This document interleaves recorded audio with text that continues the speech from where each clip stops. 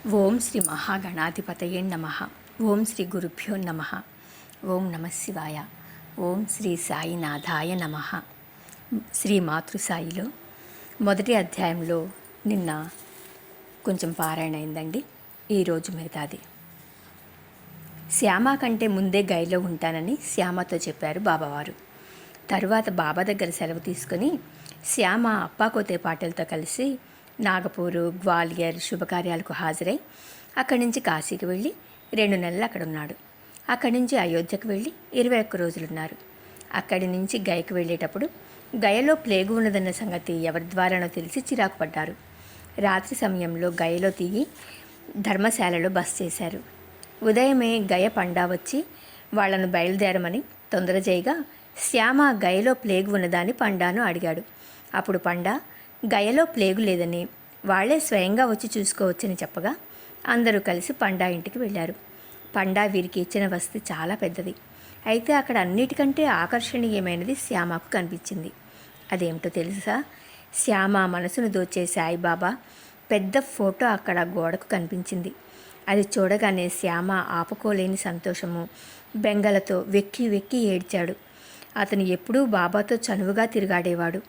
అతను బయలుదేరే ముందు బాబా శ్యామతో కాశీ ప్రయాగ యాత్రలు ముగించుకుని గయకు చేరేసరికి అతనికన్నా ముందు అక్కడ ఉంటాననే మాట జ్ఞాపకం వచ్చింది. అంటే బాబానే స్వయంగా నేను గయలో ఉంటానని చెప్పారు. అక్కడున్నది బాబా ఫోటో. బాబా తనకి తన ఫోటోకి తేడా లేదని స్పష్టం చేశారు కదా. ఎక్కడి షిరిడి, ఎక్కడ గయ. అంత దూరంలో బాబా దర్శనం శ్యామకి కలిగింది. ఇవన్నీ భావాలు మనసులో రేగుతుంటే శ్యామ ఏడుపును ఆపుకోలేకపోయాడు. ఆ భావాన్ని అణుచుకుని శ్యామ పండాను బాబా ఫోటో ఎక్కడిదని అడిగాడు. అప్పుడు పండా 12 సంవత్సరాల క్రితం బాబా కీర్తిని విని షిరిడి వెళ్ళి బాబా దర్శనం చేసుకున్నానని, అప్పుడు శ్యామ అనే భక్తుని ఇంటిలో ఉన్న బాబా ఫోటో తనకెంతో నచ్చి అతన్ని అడిగితే అతను బాబా అనుమతి తీసుకుని ఆ ఫోటోను తనకిచ్చాడని చెప్పాడు. అప్పుడు శ్యామకు జరిగిందంతా గుర్తుకు వచ్చింది. తన కోసం ఫోటోని ఇచ్చిన శ్యామనే తన అతిథి అని తెలిసేసరికి పండా ఎంతో ఆనందించాడు. ఈ రకంగా బాబా తన భక్తులకు సంతోషాన్ని, తృప్తిని కలిగిస్తుండేవారు. ఇక హేమత్ పంత్ ఇంట హోళీ పండుగ. 1917వ సంవత్సరం హోళీ పండుగ రోజు తెల్లవారుజామున హేమత్ పంత్కు ఒక కల వచ్చింది. చక్కని దుస్తులు ధరించిన సన్యాసిలాగా బాబా కనిపించి నిద్రలో నుంచి అతనిని లేపి తాను ఈరోజు వాళ్ళింటికి భోజనానికి వస్తున్నట్లు చెప్పారు. నిద్రలో నుంచి లేపినది కూడా కలలోని భాగమే. నిజంగా హేమత్ పంత్ లేచి చూసేసరికి సన్యాసి కానీ బాబా కానీ కనిపించలేదు.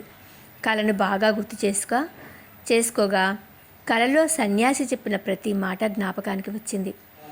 బాబాతో అతని సహవాసం 7 సంవత్సరాల నుంచి ఉన్నప్పటికీ, బాబా ధ్యానం తాను ఎప్పటికీ చేస్తున్నప్పటికీ హేమత్ పంత్ బాబా షిరిడి వదిలి తన ఇంటికి భోజనానికి వస్తారని అతను అనుకోలేదు. కానీ ఆ కళ అతనికి ఎంతో సంతోషాన్ని ఇచ్చింది. అతడు తన భార్యతో కూడా ఈ కళ సంగతి చెప్పగా ఆమె కూడా బాబా తమ ఇంటికి భోజనానికి వస్తారా అని అనుమానపడింది. అయితే హేమత్ పంత్ బాబా స్వయంగా రాకపోవచ్చు, కానీ ఏదో ఒక రూపంలో మాత్రం వస్తారు. కాబట్టి వంట కాస్త ఎక్కువగా చేయమని చెప్పాడు. మధ్యాహ్నానికి హోళీ పూజ, వంట అన్నీ పూర్తయ్యాయి. విస్తళ్ళు వేసి, ముగ్గులు వేసి భోజనానికి 2 వరుసలలో హేమత్ పంత్ కూతుళ్ళు, అల్లుళ్ళు, కొడుకులు, కోడళ్ళు, మనుమలు అందరూ భోజనానికి సిద్ధంగా ఉన్నారు. మధ్యలో బాబా కోసం ఒక పీటను వేసి ఉంచారు. కుటుంబ సభ్యులందరూ వచ్చి కూర్చొని బాబా ఏ రూపంలో వస్తారోనని ఎదురు చూస్తున్నారు. మధ్యాహ్నం 12 గంటలు దాటినా ఎవరూ రాలేదు. ఇక చేసేదేమీ లేక అందరూ భోజనానికి కూర్చున్నారు. భోజనం ప్రారంభించడానికి ముందు నెయ్యి వడ్డిస్తారు. అది కూడా అయింది. ఇక భోజనం మొదలుపెట్టే సమయానికి మేడమెట్ల మీద చప్పుడైంది. హేమత్ పంత్ వెళ్ళి చూసేసరికి అక్కడ అలీ అహ్మద్, మౌలానా ఇస్మాయిల్ జావర్ నిలబడి ఉన్నారు. వీళ్ళందరూ భోజనానికి కూర్చోవడం చూసి హేమత్ పంత్ భోజన స్థలం విడిచి వచ్చినందుకు బాధపడుతూ, అందరూ ఎదురు చూస్తున్నారు కాబట్టి హేమత్ పంత్ను అతని వస్తువు అతనికి ఇవ్వడానికి వచ్చామని, కాబట్టి దాన్ని తీసుకుంటే తాము వెళ్ళిపోతామని చెప్పి కాగితంలో చుట్టూ ఉన్న ఒక ఫోటోని ఇచ్చారు. హేమత్ పంత్ అది విప్పు చూసేసరికి అందులో ఒక చక్కని బాబా ఫోటో ఉంది. అది చూసిన హేమత్ పంత్కు ఆశ్చర్యం వేసి మనసు కరిగింది. కన్నీటితో అతను ఫోటోలోని బాబా పాదాలకు నమస్కరించాడు. హేమత్ పంత్ భోజనాల దగ్గరకు ఆ ఫోటోను తీసుకుని వెళ్ళి బాబా కోసం వేసిన పీట మీద ఆ ఫోటోను ఉంచి వండిన పదార్థాలన్నీ వడ్డించి నైవేద్యం పెట్టిన తర్వాత అందరూ భోజనాలు పూర్తి చేశారు. ఈ విధంగా బాబా తను స్వయంగా భోజనానికి వస్తున్నానని చెప్పారు, కానీ తన ఫోటో అని చెప్పలేదు. కాబట్టి ఇక్కడ కూడా మనకు బాబాకి ఫోటోకి తేడా లేదన్న సంగతి నిర్ధారణ అయింది. అసలు వాళ్ళు హేమత్ పంత్కు ఈ ఫోటోను ఎందుకు ఇచ్చారన్న సంగతిని 9 సంవత్సరముల తర్వాత హేమత్ పంత్కు ఈ విధంగా వివరించారు. బాబా భక్తుడైన అలీ మహ్మద్ తన ఇంట్లో ఇతర యోగులతో పాటు బాబా పటం నుంచి నమస్కరించేవాడు. ఇతను తన బావమరిది నూర్ మహమ్మద్కు అతని గురువుగారైన అబ్దుల్ రహ్మాన్ పటమునివ్వగా అతను 8 సంవత్సరాల తర్వాత ఆ ఫోటోను కాపీలు తీసి అందరికీ పంచిపెట్టి సజీవ ప్రమాణమంత కాపీని తయారు చేసి గురువుగారి మెప్పు పొందటం కోసం తీసుకువెళ్ళగా విగ్రహారాధనకు విముఖుడైన గురువుగారు ఇతన్ని నిండు కొలువులో అవమానించి ఆగ్రహంతో బయటకు తరిమేశారు. దీనితో కలత చెందిన నూర్ మహమ్మద్ అందరి దగ్గర నుంచి ఫోటోలు తెప్పించి సముద్రంలో కలిపేశాడు. ఆ సమయంలో కాలు శస్త్రచికిత్స నిమిత్తం బావమర్ది ఇంట్లో ఉన్న అలీ మహ్మద్ బావమర్ది సలహాపై తన ఇంట్లో ఉన్న యోగులందరి పటములను మేనేజర్తో తెప్పించి బావమర్దితో నీళ్లలో కల్పించాడు. 2 నెలల తర్వాత ఇంటికి వెళ్ళిన అలీ అహ్మద్కు ఎలా మిగిలిపోయిందో తెలియకుండా ఒక్క బాబా పటం మాత్రం ఉండిపోవడంతో ఆశ్చర్యపడి మళ్ళీ తన బావమర్ది కంటపడితే సముద్రం పాలవుతుందన్న భయంతో ఇస్ము ముజావర్తో ఆలోచించి ఆ ఫోటోను తగిన రీతిన పూజించగలిగిన హేమత్ పంత్కు సకాలంలో అందజేశారు. మొత్తం ఈ కథ అంతా బాబా ప్రేరణతోనే జరిగిందన్న దానికి నిదర్శనంగా ఆ ఫోటో రావడానికి ముందే బాబా హేమత్ పంత్కు సూచనలు ఇచ్చారు. ఇప్పటి వరకు విన్న కథలలో బాబాను స్వయంగా దర్శించిన వాళ్ళకి ఫోటో రూపంలో బాబా నిదర్శన చూపించడం విన్నాం. మరి మనకు కావలసినది బాబాను స్వయంగా దర్శించని వాళ్ళు బాబా ఫోటోను చూస్తే బాబాను చూసినట్లవుతుందా అంటే దానికి సమాధానం ఇప్పుడు చదవబోయే కథ. ఈ కథ వింటే మనందరం కూడా బాబాను దర్శించినట్లే అనుభూతి కలుగుతుంది. బాలాబువా సుతార్. బొంబాయిలో ఉండే బాలాబువా సుతార్ గొప్ప సంకీర్తనకారుడు, గొప్ప భక్తుడు.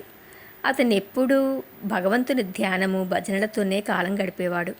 అందుకే అతనిని నవయుగ తుకారాం అని పిలిచేవారు. ఒకసారి అతను షిరిడీ వచ్చి బాబాకు నమస్కరించాడు.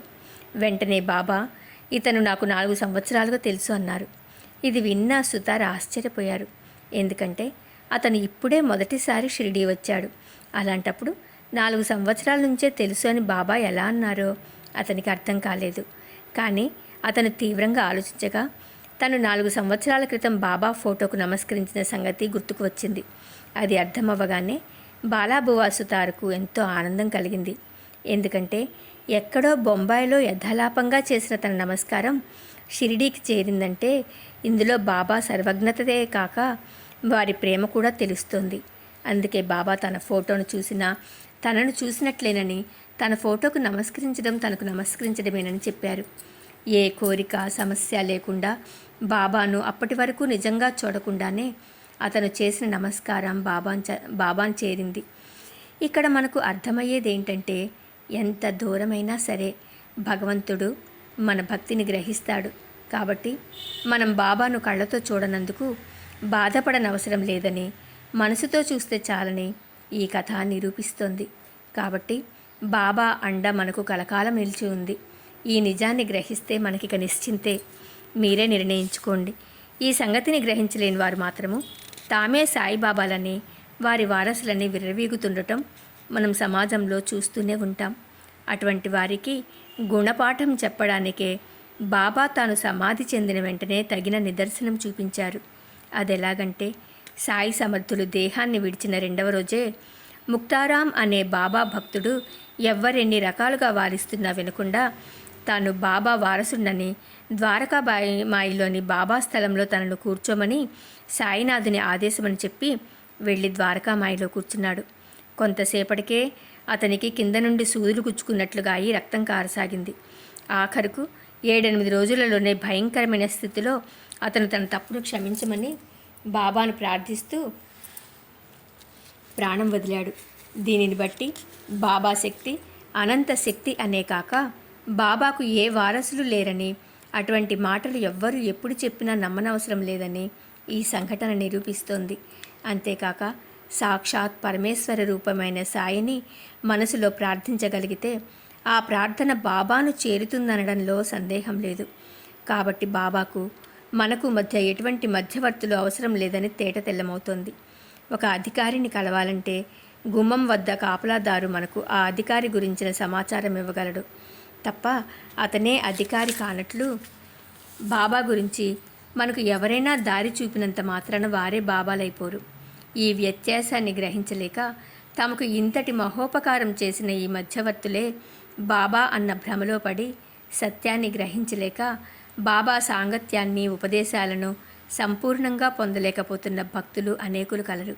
ఈ మధ్యవర్తులు దీనిని ఆసరాగా తీసుకుని తామే బాబాలుగా చలామణి అయిపోతూ ఈ భక్తులను సేవ పేరుతో తమ అవసరాలకు వాడుకుంటూ తప్పుదోవ పట్టిస్తున్నారు. కాబట్టి నిజమైన సాయి భక్తులకు మధ్యవర్తితో పనిలేదు.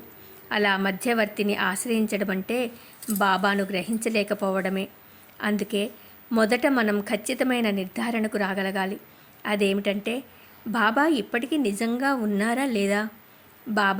బాబా ఫోటో ఒకటా కాదా? మనస్ఫూర్తిగా బాబాను వేడుకుంటే ఈ కరుణామయి కరుణిస్తాడా లేదా? ఈ ప్రశ్నలకు మనకు సంతృప్తికరమైన సమాధానాలు నిదర్శన రూపంలో పొందినవాడు మనమిక ఎవ్వరినీ ఆశ్రయించకుండా సాయి సమర్థుని చరణాలను ఆశ్రయించి బాబా ఫోటోకు నమస్కరించి సమాధానం పొంది సమస్యలు పరిష్కరించుకోగలుగుతాము. త్వమేవ సర్వం మమ దేవదేవ. మొదటి అధ్యాయం సంపూర్ణం. సద్గురు శ్రీ సాయినాథార్పణమస్తు.